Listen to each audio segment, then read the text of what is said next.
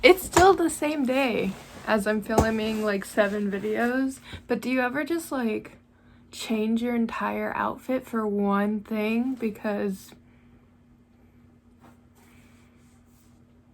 Hi, how you doing?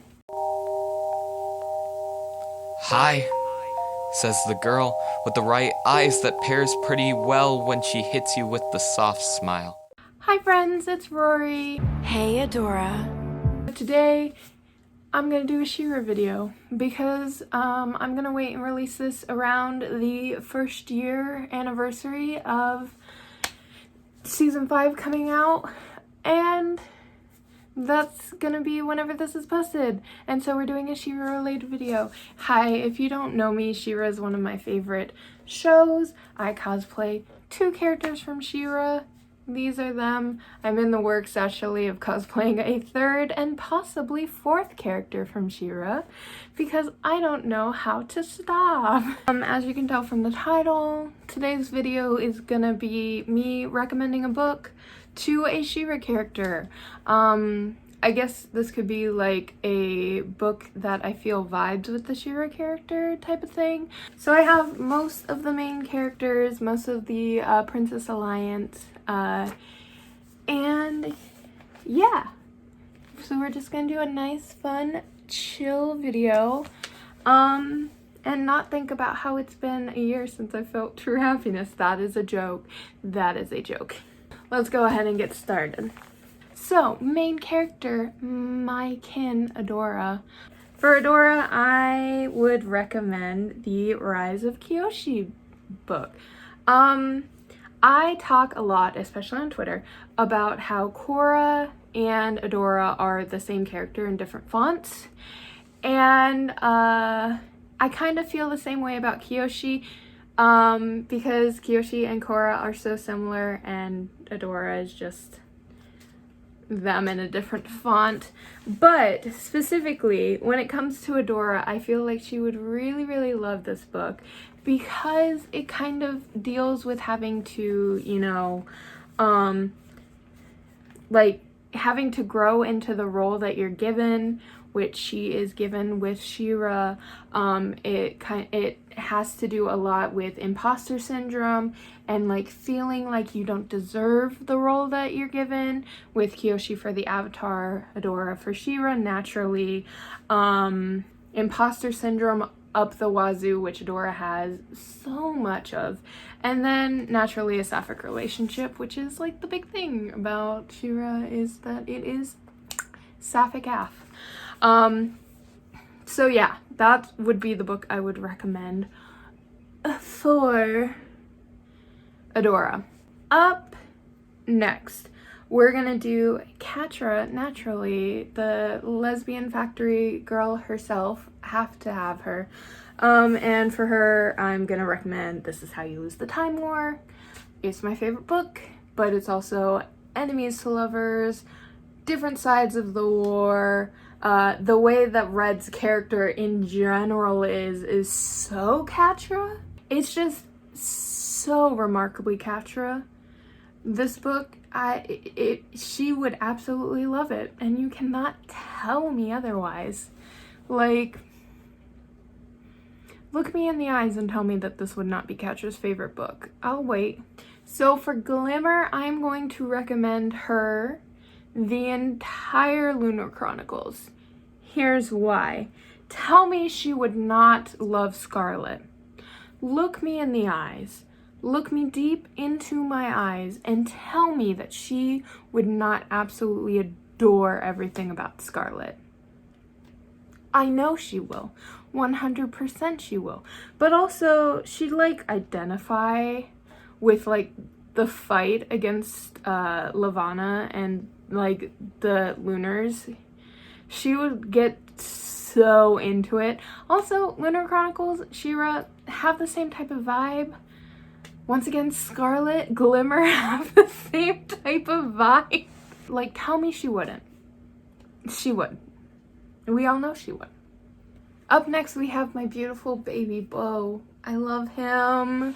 I'm gonna suggest for him the Magnus Chase series. I just feel like he'd vibe with Magnus. Like, they're both sunshine boys.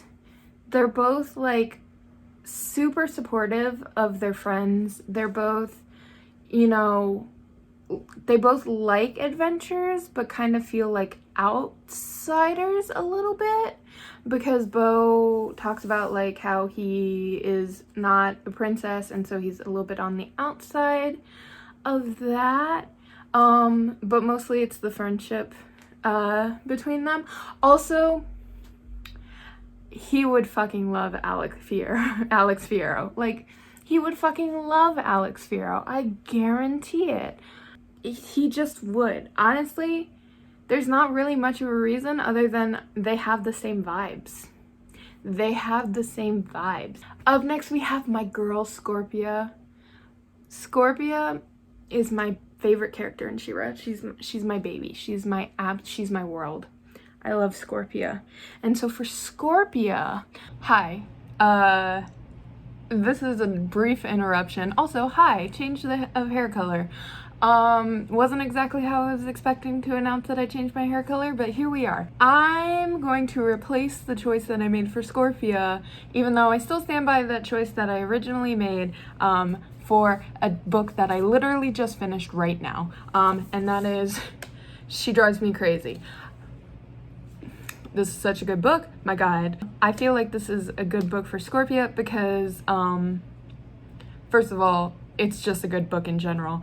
The reason why I'm saying this for Scorpio is because there's one line that really resonates with me, and it's kind of like part of Scorpio's entire thing is that she's treated so badly by Catra, and she has all this like extra, the whole reason that I kin her, she has like this whole inner confidence, like she doesn't feel worthy, she doesn't feel like she fits in anywhere, but like she acts so tough. And so they're talking about the girl that the main character Scotty was dating previous to the book. She broke up and there was this really toxic relationship, and she's telling her parents about it, and they're like, when did you stop feeling worthy? And she just goes, I didn't realize I had. Tally left, and it was like this giant hole opened up, and one of her sisters is just like, in your heart? And she goes, everywhere. I didn't mean to. I loved her so much. I thought she was perfect. When I started seeing things I wasn't so sure about, I thought the problem was me and my way of looking at things. I felt like I couldn't tell the ceiling from the floor. And then they just talk about like how she's worthy of love, and, you know, worthy to, like, she has to feel, you know, she has to feel worthy of herself before she can give love out in the world. It fits Scorpio so well. That's like the entire point. The entire point of her leaving the Horde is that she has to feel worthy in herself and find where she's truly supposed to be and step back from the toxic situation. This is just me being a Scorpio kid on main. Anyways, read this book. It's really good. And this is the book that I'm recommending for Scorpio. Okay, up next, Perfuma. Love Perfuma. Absolutely adore my precious plant princess. I'm gonna suggest When the Moon Was Ours, specifically for the vibes. Also, the book has to do with like magic involving plants, because there's a character that grows roses from her wrist, and I think that she'd love it. Oh, and also it has like some like psychology elements with some of the characters, and Perfuma's kind of like the therapy like friend. Vibes. It just vibes with her. That's the reason. That's all I can say to that. Up next, we have Mermista. I would suggest the Truly Devious series. This is specifically just because she needs a she loves mysteries, and she needs I need to suggest a mystery to her, but I don't read mysteries. I have only read Truly Devious. But also, I just think that she'd really, really like it. The mystery is pretty solid. It's cool. I like each of the books. In fact, they each get better, and there are some twists that I was not expecting in there. And also she's, her attitude kind of like meshes with Stevie, who's the main character of Truly Devious. I think she'd enjoy it. And I know that it's not like sea related, but it is mystery, so it's not the best that I could have done, but I still think she'd enjoy it. Okay, so for Seahawk, I'm gonna suggest The Raven Cycle. Here's why. That may seem like a weird choice, but here's why. So, like Mermista, he likes mystery, but he also likes adventure, and those are both things that are very much a part of Raven Cycle. The mystery elements less so, but the adventure's really there, and there are some fantastical elements. Also, like, Ronan would for sure absolutely set fire, and Seahawk likes fire, but also because of him and Mermista, he would fucking love the slow burn romance between Blue and Gansey, especially the fact that she literally rags on Gansey the entire time, which good for her, good for Blue because that boy deserves to be roasted for wearing fucking chinos and boat shoes like a fucking middle-aged father. Anyways, this is not a commentary on the Raven Cycle, but there are just small elements that make me think that Seahawk would really enjoy the Raven Cycle. Okay, up next we're gonna do Entrapta, which was the hardest one for me because I know for a fact she'd want a sci-fi book, and as people who follow me know, I am not a sci-fi fan. So I had very few books to choose from. I ended up choosing The Star Host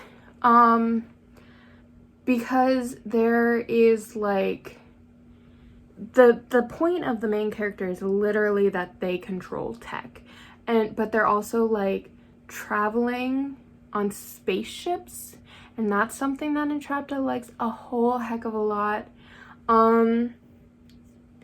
Also, I think she'd find it interesting at least. This one is my weakest one. It legitimately is. So we're just gonna continue on because, Okay, up next we have Mara. Let's pour one out for Mara. She deserved better. Also, Mara has the line from the show that I have legitimately thought about every single day since I saw it. You're worth more than what you can give to other people. You deserve love too.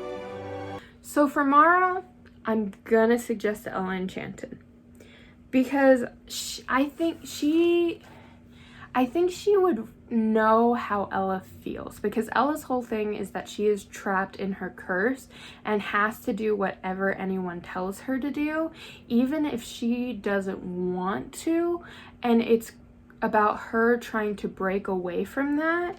And Mara's whole thing is that she was tricked by the first ones and kind of does what is expected of her from them because she doesn't know that it is any bad, and by the time she realizes it, she's kind of trapped, and the only thing that she can do to break away ends up with her demise.